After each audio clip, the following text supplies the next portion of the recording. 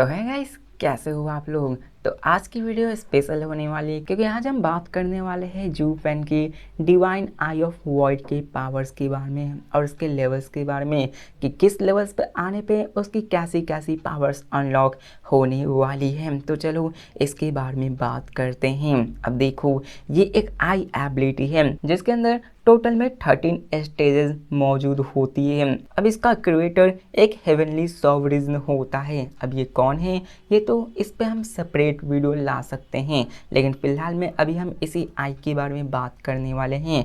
अब दूसरा जो यूजर होता है वो जू फैन ही होता है क्योंकि पहले इसे हेवनली सॉवरिजन नहीं यूज किया होता है। तो चलो इसके हम लोग स्टेजेस के बारे में बात करते हैं। तो सबसे पहले स्टेज में ट्रांसपोजिशन आता है। इसके बारे में आपने ऑलरेडी जान रखा होगा कि कैसे अपना जू पेन टेलीपोर्टेशन पावर्स को यूज कर सकता है। इसमें तब तक ही उस पावर्स को यूज कर सकते हो जब तक कि आप किसी दूसरे ऑब्जेक्ट की लोकेशन जानते हो। अगर आप उस ऑब्जेक्ट की लोकेशन नहीं जानते हो तो आप टेलीपोर्ट कर ही नहीं सकते हो।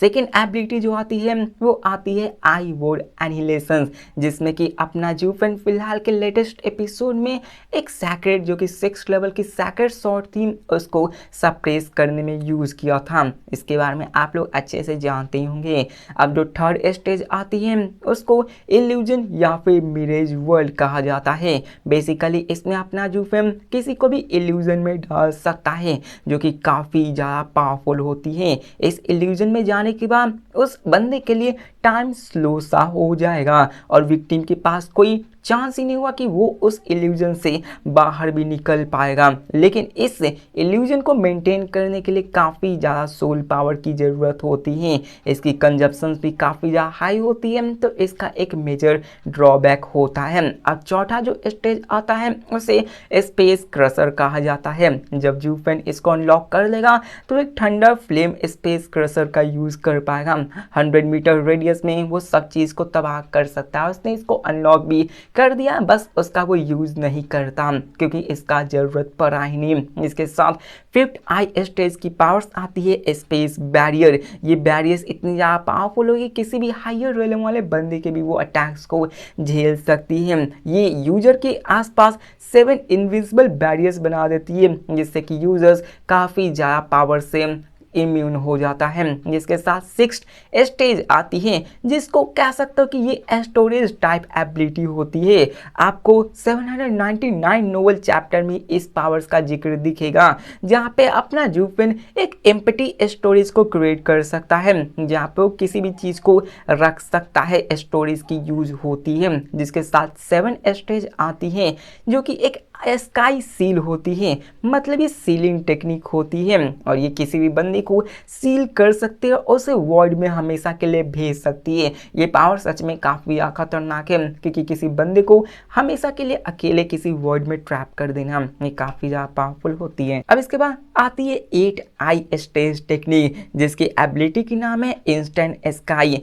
अब इंस्टेंट स्काई आपको नाम लग रहा होगा कि ये किसी आसमान से रिलेटेड है, लेकिन ये मुझे अभी तक की सबसे टेरिफाइंग एबिलिटी लगती है। मतलब उतनी भी ज़्यादा टेरिफाइंग है लेकिन हाँ टेरिफाइंग है। इस एबिलिटी में क्या होती है कि आप अपने सारे मार्शल आर्ट्स को, टेक्निक्स को, स्किल को एक सिंगल पॉइंट पे मर्ज कर सकते हो और उससे अपने ओपोनेंट पे अटैक कर सकते हो। ये अटैक की खास बात यह है कि ओपोनेंट के पास ज़रा सा भी टाइम नहीं होता रिएक्ट करने को और आप इसको मार सकते हो। मतलब ये समझो कि जू पेन ने अभी तक जितने भी टेक्निक्स को सीख रखे हैं, मार्शल आर्ट्स को मास्टर कर रखे, स्किल्स को, उन्हें सिंगल पॉइंट पे मर्ज करके अटैक करना एक काफ़ी ज़्यादा डिवास्टेटिंग हो जाती है। जिसके साथ आती है 9th स्टेज जो कि नाम होता है एम्प्टी बाइट। अब इस स्टेज की पावर ये होती है कि अपना जू पेन अपनी डोमेन के अंदर सराउंडिंग स्पेस को ही खाना शुरू कर देगा।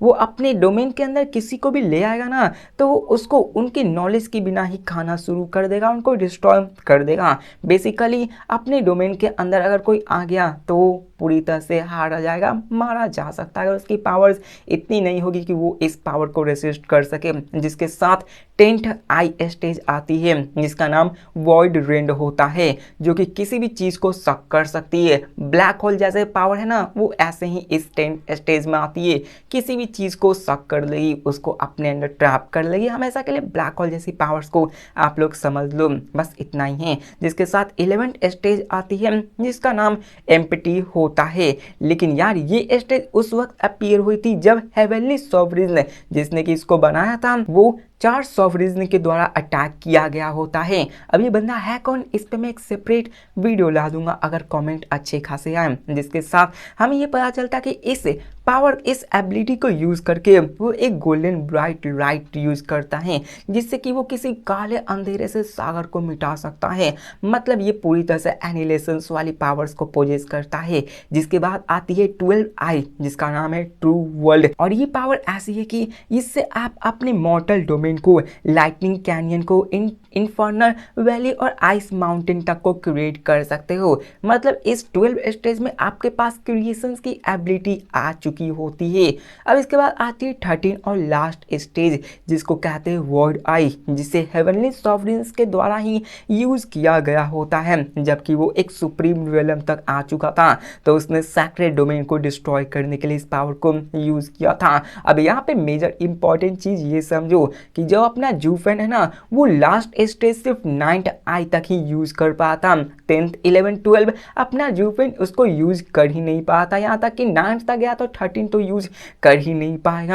अब यहाँ पे बस इतना ही है। अब यहाँ पे आगे चल के जूफेन अपने पावर्स को अनलॉक करता है। लेकिन ये भी चीज थी कि यार इनको अनलॉक करने के लिए आपके पास काफी ज्यादा अच्छे एबिलिटीज होनी चाहिए। अब यहाँ पे जब जूफेन ने अपने 3rd आई को अनलॉक किया था तो जूफेन के पास एक राइट कल्टीवेशन नहीं थी, लेकिन जूफेन के पास उस वक्त फैंटम एबैसल विंग्स और इल्यूजनरी प्रॉपर्टीज थी। इसी कारण वह अपने 3rd आई को अनलॉक कर पाया होता है। तो आज के लिए इतना ही। अगर आप लोग कमेंट करोगे तो मैं हेवनली सॉवरेन्स के बारे में भी एक वीडियो ले आऊंगा। तो मिलते हैं नेक्स्ट वीडियो में, तब तक के लिए बाय।